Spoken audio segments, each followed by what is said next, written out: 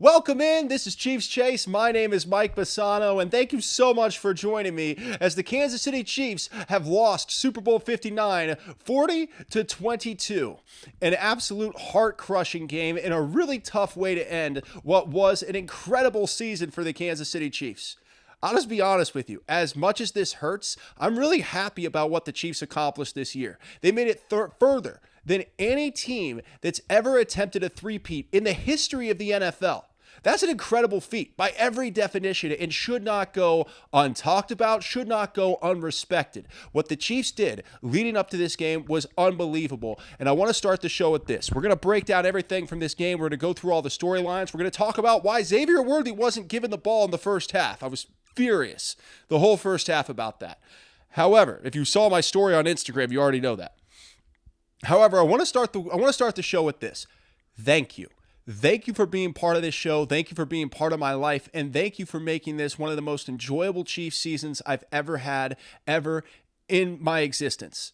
I used to do this for a living for almost 10 years, including in Kansas City, my hometown. But this year, because of the connection that I've been able to have with all of you and the fun that we've had to have breaking down this season, having the best time, man. Cracking jokes, firing everybody up, getting excited about the Kansas City Chiefs. This has been one of the most fun seasons I've ever had, and getting to do this again, even not making the money, right? Even just getting to do this and getting to have you guys interact and, develop with you. It was the best effing thing I could have ever possibly asked for. So thank you to all of you who have tuned in and everybody who's followed, DM'd, subscribed, shared, everything that you guys have done. Thank you. From the bottom of my heart, this has been an incredible season and I've loved every second of it. So I want to make sure I start the show with that. You're incredible and I appreciate you to no end. Minutes of this game. Pressure from Brandon Graham. Mahomes racing away from him. Throws on the run across his body. It is caught for the touchdown. Worthy. And the Chiefs are finally on the board. I want to start with the Chiefs dynasty because it's just getting started. Patrick Mahomes isn't even 30 years old yet. Andy Reid is still coaching. Steve Spagnuolo is still the defensive coordinator. Brett Veach is still the general manager. So this Chiefs dynasty is just now getting started. And one loss against the Philadelphia Eagles in a game where the Chiefs were outplayed in every facet and outcoached in every facet, that does not define who the Kansas City Chiefs are as a team or as a dynasty. And they will be back with a vengeance in 2025. That I can absolutely guarantee you, because if you saw Patrick Mahomes' face on the sideline after that game, then you know for an absolute fact that he is coming back guns blazing in 2025, and I can't wait for fall. I'm already fired up about it. Also, Rashee Rice is back. So you're going to have Xavier Worthy and Rashee Rice in the same offense at the same time? That's going to get everybody fired up, man. So I know this sucks. This hurts, and I'm not going to act like it doesn't. We have a bunch to get to, and it absolutely crushed my heart watching that game tonight against the Philadelphia Eagles. That was absolutely soul-crushing in so many different ways. But I don't want to lose perspective. I don't want to lose the perspective that this was, an incredible season. The Chiefs made it further than any team in history attempting a three-peat in Super Bowls. An incredible year and an incredible feat. So as tough as this game was, an incredible season. And there are going to be a number of great years for the Kansas City Chiefs going forward because they still have all the pieces. Isaiah Pacheco is going to have time to get healthy. The Chiefs are going to need to revamp their offensive line. We're going to dive into a bunch of that stuff. But I'm telling you, just from an overall perspective, this Chiefs dynasty is just getting started. We got a lot of time left for these boys to get back on the field and make some great things happen. So that's all right. Tonight hurts. Do what you do to cope. I don't know what, everybody's got something different. Few beers, few whiskey shots, maybe punch yourself in the face a few times. Who knows? Whatever makes you feel better, go ahead and do it. And know that come next fall in 2025, the Kansas City Chiefs will be back, and they will be back with a vengeance, ready to tear through the AFC once again and get back to the big dance. The Chiefs come with the blitz. Hurts sees it. Back foot throw going for A.J. Brown. Intercepted by Cook.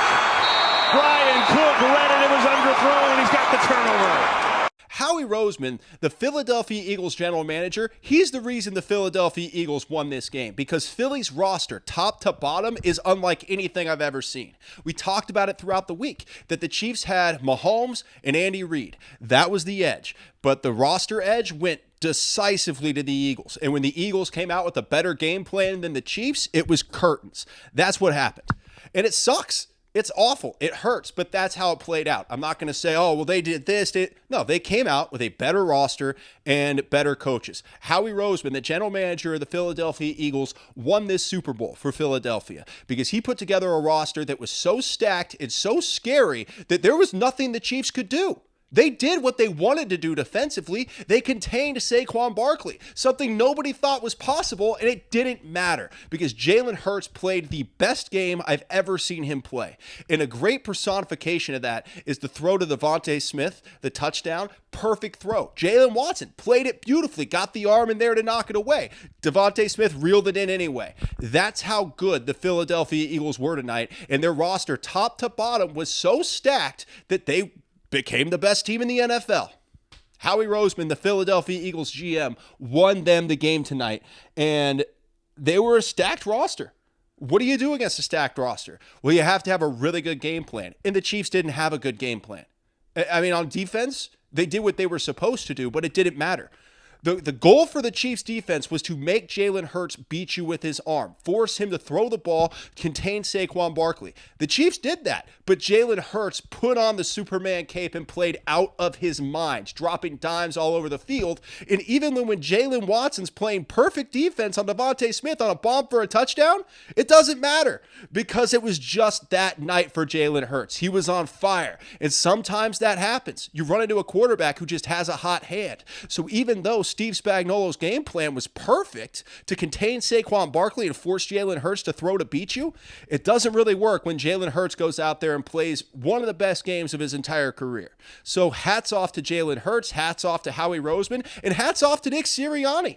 As much as I don't like Nick Sirianni, he put together an incredible game plan and he crushed it. Give them all the credit in the world. I'm not going to sit here and make excuses. The Chiefs went out there and they got beat. And they got beat by a game plan that top to bottom for the Eagles was just smart. They mauled the Chiefs up front. And I think the number one thing that I came away with for this, other than give the ball to Xavier Worthy in the first half, which we'll dive deeper into, that's like the one that really ticked me off because it was the most obvious part of the game plan imaginable, right? The most obvious part of the game plan. We'll get to it now. The offensive line is next, and we'll get to that. But I'm just so fired up about it. We got to dive into it now. Xavier Worthy was the best weapon the Chiefs had for the entire season. How do you not give him the ball in the entire first half? How do you not draw up plays to get the ball in the hands of the guy who's been your best weapon of the year? You have all these games that decipher for you who the best players on your team are, who the most dynamic playmakers on your team are. Yet the Chiefs came out with an offensive game plan that didn't feature Xavier Worthy until the third quarter. That makes no sense whatsoever. If you saw my post at halftime on my story on Instagram, my number one thing, the only thing I really gave as far as football goes was get Xavier Worthy the football. What are we doing? So that was so frustrating to watch Xavier Worthy not be a huge part of the game plan or really not a part of the game plan at all for the whole first half. Maybe the Chiefs overthought it. Maybe they underthought it. I don't know. But no matter what happened, that's a game plan that was up in smoke from the very beginning for the Kansas City Chiefs, and it was clear. I mean, the lack of yardage in the first half just shows how much Andy Reid was outcoached by Nick Sirianni. You got to give him credit. He did it. Nick Sirianni came into this game and not one person on the planet thought Nick Sirianni was going to come out and outcoach Andy Reid, but he did. Nothing you could do about it. He came out with a better game plan. He had the Chiefs figured out at a higher level, and it was very indicative by the score, the yards, the stats, pretty much everything you could possibly imagine indicated that Nick Sirianni came out with a better game plan than Andy Reid. Give him his flowers. He did it. I mean, I didn't think he was going to do it. I really didn't. I didn't think there was a chance. Even if the Chiefs lost this game, I didn't think there was a chance in hell I would come on here and say Nick Sirianni outcoached Andy Reid. But that's what happened. I watched it happen. So give Nick Sirianni credit, man. You know what? In a lot of ways, as much as I don't like Nick Sirianni as a person because of how he yelled at Chiefs fans and how he carries himself, it worked. You can't argue with results. right? You can't argue with the fact the guy came in there and put a clown suit on everybody. Even while he's yelling at A.J. Brown, even while A.J. Brown and Nick Sirianni are yelling at each other, Nick Sirianni still put together a stronger game plan than Andy Reid, and he has the roster to back up that game plan. The Chiefs' offensive line. Let's get to it. Every player on the Chiefs' offensive line needs to be on watch because that was an absolutely embarrassing performance from top to bottom, and the offensive line has been the issue for the Chiefs all year. It's been by far the weakest, softest position group is offensive line. And there's a lot of guys on there we like. We love Trey Smith. We love Creed Humphrey. We love Joe Thuney. But at the same time, if you're not getting the job done, everybody has to be on notice because as a unit, including Creed tonight, they played poorly. And all year, they could not protect Patrick Mahomes. Now, when they moved Joe Thuney out to left tackle, that protection got a lot better. But what did we see? The running game dropped off a cliff when Joe Thuney moved out to left tackle, and we saw it again tonight in the Super Bowl where Kareem Hunt couldn't get going, Isaiah Pacheco couldn't get going, and the only offense the Chiefs had was Patrick Mahomes running for his life and finding somebody downfield or finding somebody for a short completion. That was the only offense that worked. It felt very similar to Tampa Bay, and I would clean house. If I'm Brett Veach, I have a quarterback who takes a significant pay cut so that I can have all these guys around him and create a roster that's really good. And the Chiefs did have a really good roster, aside from a big-time left tackle. So they had to move Joe Thuney out there, which sacrificed the run game. And now we saw it all come to fruition against the Eagles. He went up against a top-tier pass rush where they didn't have to blitz anybody to get to Patrick Mahomes, and that was the difference in the game. That was legitimately the difference in the game. The pass rush of the Philadelphia Eagles. It felt just like the Super Bowl against Tampa, where Patrick Mahomes is running for his life, except the difference is this time early on, Mahomes was flat and he was off. He got in his rhythm and he got better towards the end of the game and he threw a couple of nice balls, especially some touchdown passes. But in the end, Patrick Mahomes' issue early in the game set the Chiefs back. Threw a pick six to Cooper DeJean, threw another bad interception that was based off of what? Joe Thuney getting pushed into him. So he threw another interception deep in Chiefs territory. An absolute disaster by every definition. I cannot stress enough how bad that offensive line was. And frankly, if this was one game, like the game plan situation, I'll put it this way. The game plan situation for the Kansas City Chiefs, it's just one game. You know, Andy came out with a game plan that wasn't as good as Nick Sirianni's. Yeah, it stinks, but it doesn't normally happen to Andy. So you can kind of go, okay, brush it off and move on. The offensive line, it struggled all year to protect Patrick Mahomes. Joe Thuney helped when he moved to left tackle, but that weakened the offensive line as a whole, and the running game dropped off a cliff. Now, with that all said, if I'm Brett Veach, I'm going, everyone's on notice. Rebuild the offensive line. That is now Brett Veach's number one offseason priority. Build the offensive line, because what happened tonight is absolutely factual when it comes to losing Super Bowls. If you come out and you can't protect your quarterback, you're not going to win a Super Bowl. We've seen it now happen to the Chiefs twice, against Tampa Bay and now against Philadelphia. When you can't protect Patrick Mahomes, why would you expect the Chiefs to win games? So you have to revamp the entire offensive line. A new left tackle? Absolutely. But I'm looking at everybody, Jawan Taylor. I'm looking at everybody and saying, who do you need to clean out to make sure this offensive line comes out and plays with some grit, comes out and plays with some heart, and protects their quarterback, your $500 million quarterback, the way that they're supposed to? In my mind, that's the number one priority for this offseason, because the Chiefs have a long way to go in this dynasty. And if you're going to keep going, you got to keep Patrick Mahomes healthy. Part of that is making sure he doesn't get planted on the ground every single time because your offensive line can't protect him. And it's been an issue all season. And that issue came to fruition in the Super Bowl, and now the Chiefs are going home losers. And that sucks, man. It just sucks. So those are the two biggest things. Xavier Worthy not getting the ball in the first half, and the offensive line not being able to protect Patrick. Now, defensively, yeah, the Chiefs gave up points, they gave up plays, but a lot of that was just the Eagles playing out of their mind football, and that was just great. Jalen Hurts became Joe Montana out of nowhere. Who saw that coming? Like, Jalen Hurts is a really good quarterback, but he elevated himself tonight to a great quarterback, and that was a big difference in the game. The Chiefs defense played well. Spags' game plan was on point. They contained Saquon Barkley. They forced Jalen Hurts to beat them with his arm, and he did. And it stinks. What else do we have to get to here? Tip the cap to Jalen. Yeah, Philly played immaculate football. Like, it was exemplified by the Devontae Smith touchdown, and sometimes there's just nothing you can do. You know, you look at the game and you go, okay, they played well here, they played well there. Where did Philly not play well? They played an incredible football game. Sometimes you run into a buzzsaw of a team that it's their destiny. And that's what happened for the Kansas City Chiefs tonight. Despite the game plan that was lackluster, despite not getting the ball to Xavier Worthy, despite not being able to protect Patrick Mahomes, what the Chiefs ran into was a team playing out of their minds football with a great game plan and a roster that's stacked top to bottom. So as much as it hurts, and as much as it's like, oh, I want to fix this, I want to change that, part of it is the Chiefs just ran into a buzzsaw. Some teams, especially when you're at this level, like, I think sometimes the game gets oversimplified where it's like, oh, they're just going to win. Every team at this point is incredible. And every team, like in the divisional round, when people were like, well, the Chiefs didn't look like they only won by like 12 points or whatever. I'm like, you beat anybody in the divisional round, it's a celebration. I don't care what you think. At this point of the season, everybody's great. And obviously, by the time you get to the Super Bowl, you're playing the best team in the NFC. So yeah, playing the best team in the NFC, the Chiefs lost. And they came out and the Eagles just played a phenomenal football game. So sometimes that just happens. Sometimes, no matter what you do, no matter what you want to happen in a game, if you come out just a little bit flat and the other team is just firing on every single cylinder. The Philadelphia Eagles, top to bottom, were stacked as a roster. They came out with a great game plan, and they came out with toughness, tenacity, and the thing that I wasn't expecting, discipline. They played a phenomenal football game top to bottom, and as much as it hurts to accept that, they were the better team. Philly deserves to be champions. The Chiefs got to come back next year, and they will come back next year. But tonight, it's Philly's night.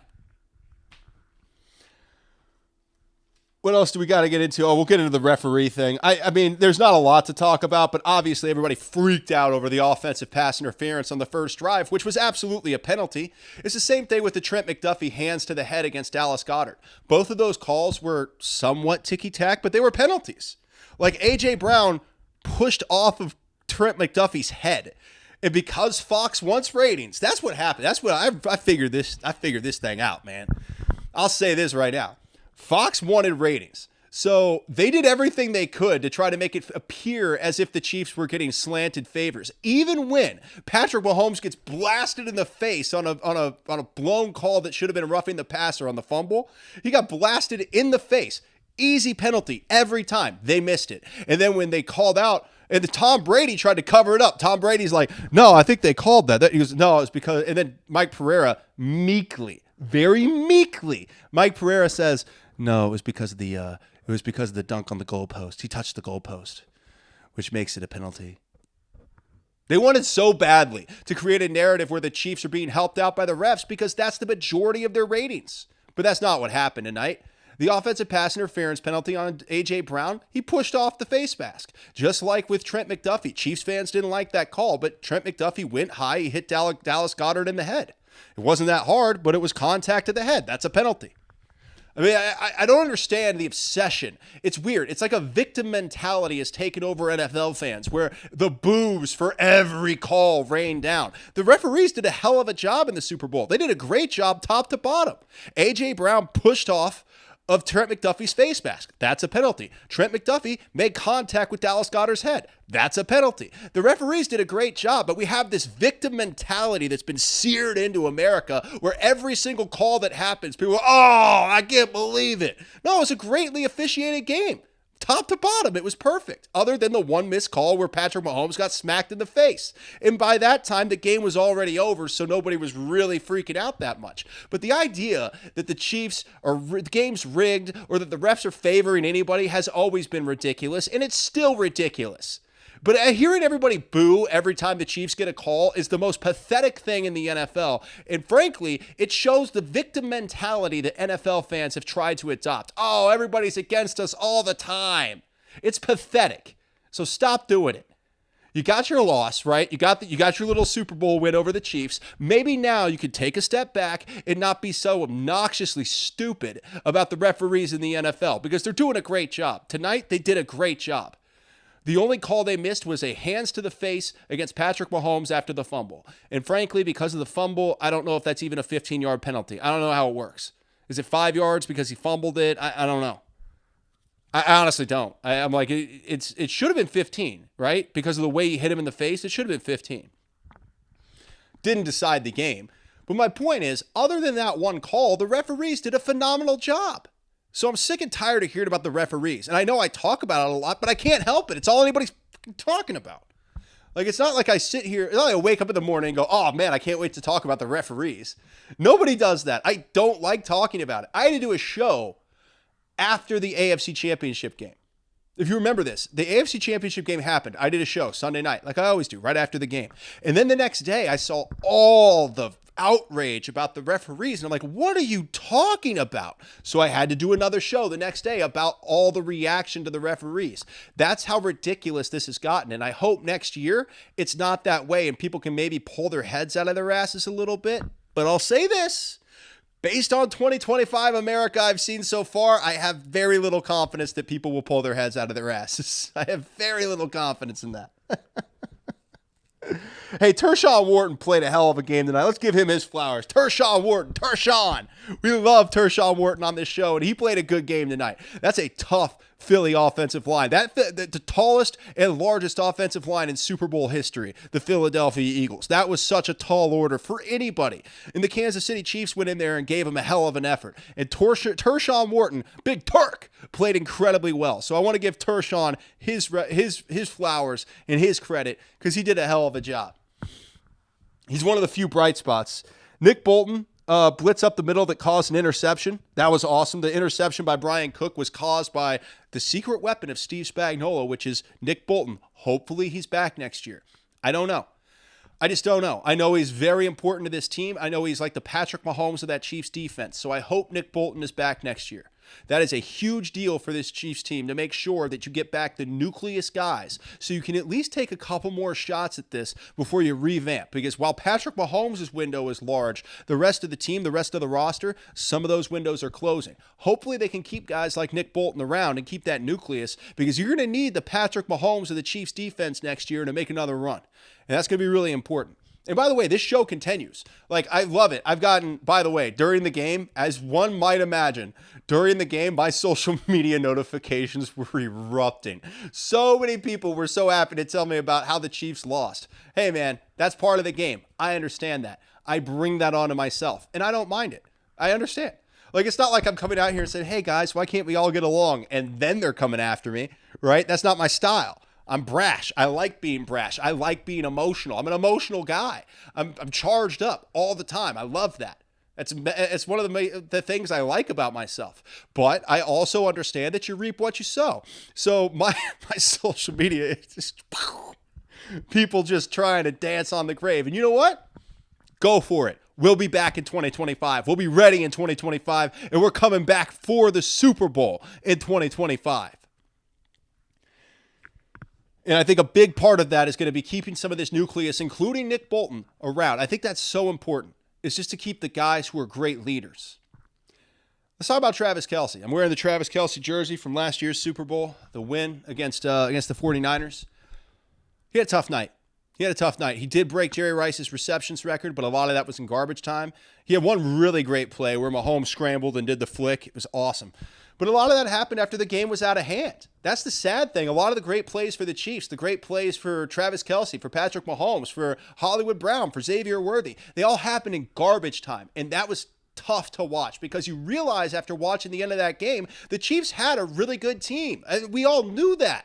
But watching them do well against the Eagles defense down the stretch, it's like, yeah, where were the shots downfield early in the game? Where was the Xavier Worthy calls early in the game? You got to call Xavier's number early. Get them off balance early using that speed. And the Chiefs didn't do it. And that was so frustrating by halftime to see Xavier Worthy, your most explosive player for the entire season, have 0 touches at half. Inexcusable.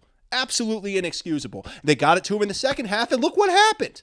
He had a great second half. And even at the end of the game, you could see Xavier sitting on the sideline like, man, he's probably wondering why it took so long for them to dial up his number. He's your most explosive player all year, and you forgot about him in the Super Bowl? Why? How?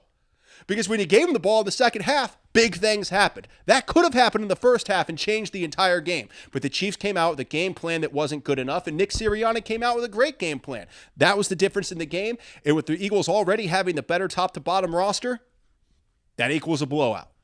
And that's just what it is.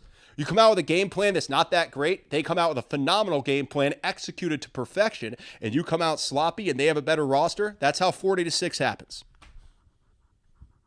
It sucks. This is a terrible feeling, but we will be back. We will see the Chiefs next year. We will see the Chiefs resurrect from this, as they always do, and they will come back and be another Super Bowl contender next year. And that's something we like. Losing the Super Bowl sucks, but the Kansas City Chiefs will be back next year. Like, losing the Super Bowl is super painful, but this is still a dynasty. This is still a team that's going to come back and be a Super Bowl contender in 2025. They're going to come back with a vengeance, and they are not going anywhere. So I understand this is harsh. I understand this sucks, and this is painful, but they are coming back. What else do we got? Oh, yeah, Tom Brady. Tom Brady did one thing that ticked me off. That offensive pass interference where Tom Brady's like, that's a soft call. Let me tell you something. When Tom Brady was playing, if somebody had pushed off the other player's face mask and it had gone against, and the call had gone, like, let's say, I got to reframe this just to make it make sense.